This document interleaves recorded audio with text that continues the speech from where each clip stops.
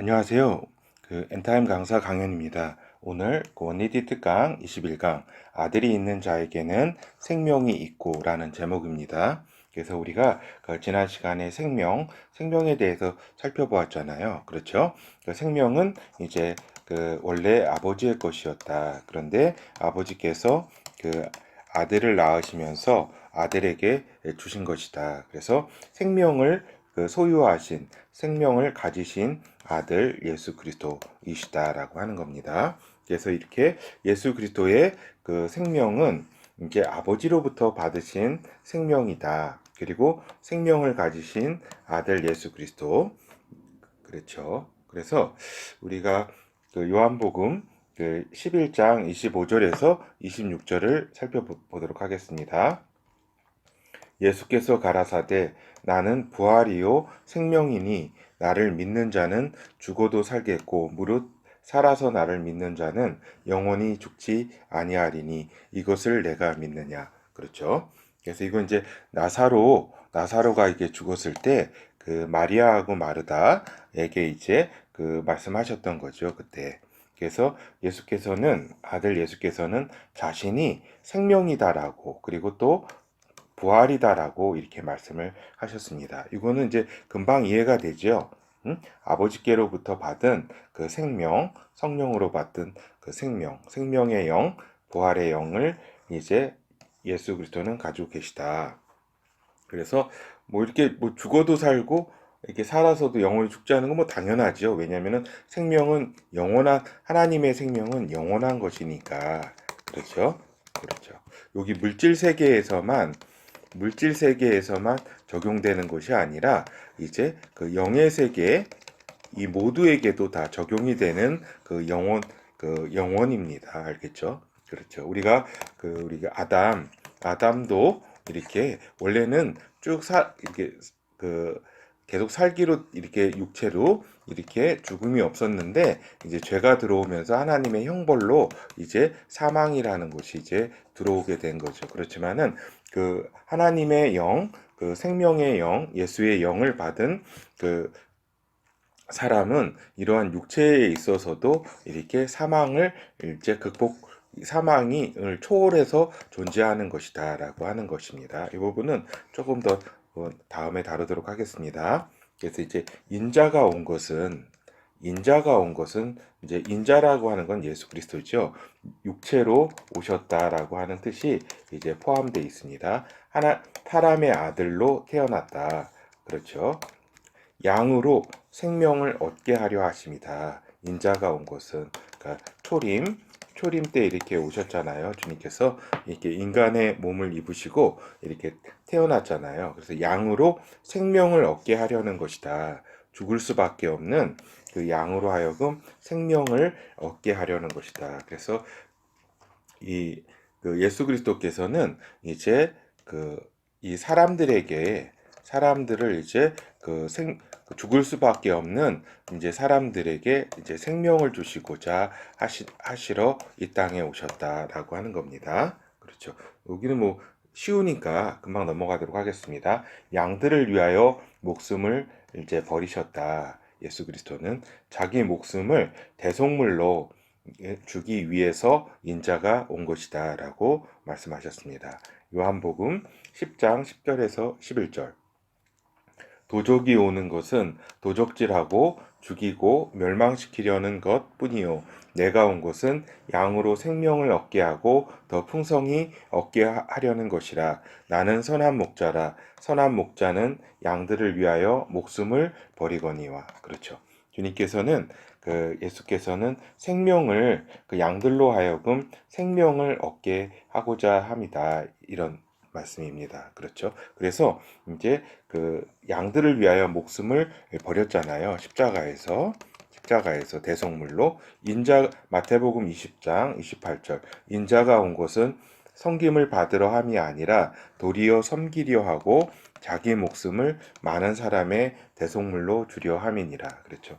그래서 이제 초림 때 메시아 예수께서는 이렇게 사람들로 하여금 죽을 수밖에 없는 사람들로 하여금 생명을 얻게 하고 또 이렇게 그 죄를 대속하기 위해서 이렇게 온 것이다라고 말씀하셨고, 그 말씀대로 십자가의 길을 그분이 가셨다. 자기의 생명을, 자기 목숨을 초계와 같이 그분이 버리셨다. 그러나 그분은 이제 또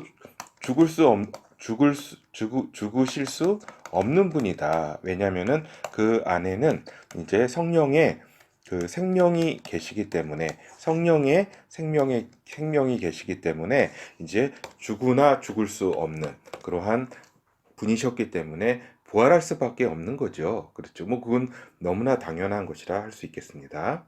그래서 아들이 있는 자에게는 생명이 있고 아들이 없는 자에게는 생명이 없다. 이렇게 말씀하고 있습니다. 그렇죠? 그래서 아들은 누구예요? 예수 그리스도. 예수 그리스도가 있는 자에게는 생명이 있다. 그리고 예수 그리스도가 없는 자에게는 생명이 없다. 이 말입니다. 그렇죠?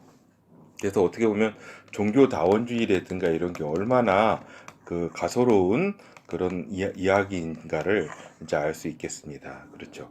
그리고 요 말씀은 제가 그 19살, 그 20살경에 그 저의 스승 대신 그 원시성을 가지신 분이 제가 이제 그 확신이 내가 구원을 어떤 내게 생명이 있나 없나 이것이 헷갈릴 때 이 말씀을 이렇게 전해 주셔가지고 제가 그 뒤로 나에게 이제 그리스도 안에서 생명이 있다는 것을 제가 깨닫는 그런 말씀이기도 해서 너무나 반가운 말씀입니다.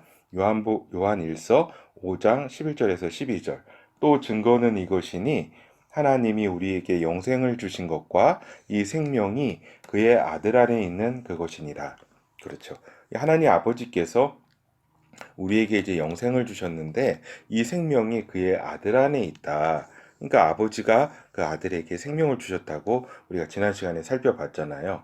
아들이 있는 자에게는 또한 생명이 있고 하나님의 아들이 없는 자에게는 생명이 없다라고 이렇게 그 말씀에 기록되어 있습니다. 그래서 이게 요 생명을 이제 하나님 아버지께서 이제 아들에게 이렇게 생명을 주셨고 이 아들께서는 이제 그분의 양들 이제 아들들에게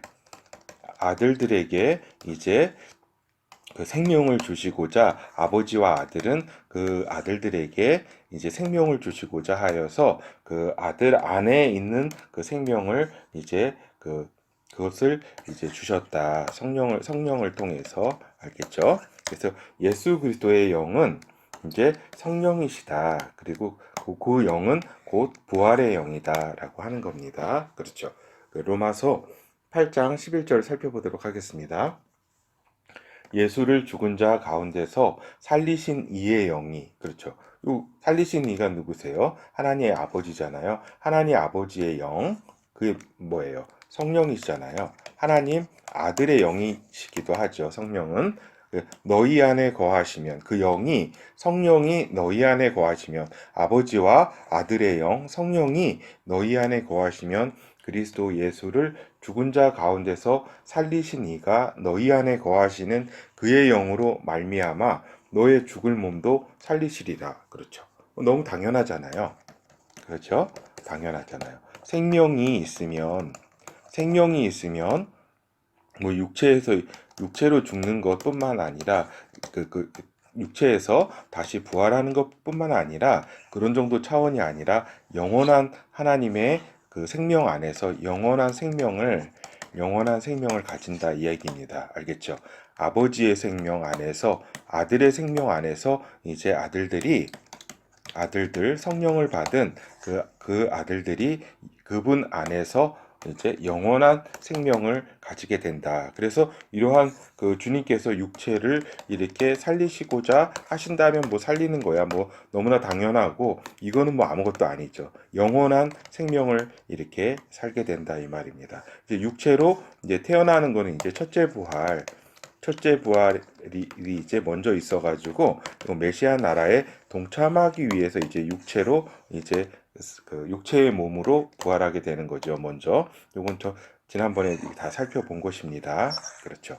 그래서 우리 안에 거하시는 성령, 그 아들의 영, 아버지의 영이기도 하죠. 근데 그 아들의 영으로 말미암아서 우리는 생명을 가지게 된 것이다. 알겠죠? 우리 안에 거하시는 성령으로 말미암아 그 성령은 아들의 영이다. 알겠죠? 아들의 영을 우리가 받아서 그 아버지를 하나님을 아버지라 부를 수 있는 것이다 라고 하는 겁니다. 그래서 그 아버지의 생명이 아들에게 전해진 것처럼 또 아들이 우리 아들들에게 그 성령 안에서 생명이 이제 주셨다 우리에게. 그래서 우리가 생명을 소유하게 되었다 이 말입니다. 알겠죠? 너무나 놀랍고 이런 기적이 없고 이런 영광이 없는 거죠. 너무나 우리가 감사하죠. 그래서 이제 생명을 가지신 아들 예수 그리스도는 우리로 하여금 양들로 하여금 생명을 주시기를 원하신다. 그분은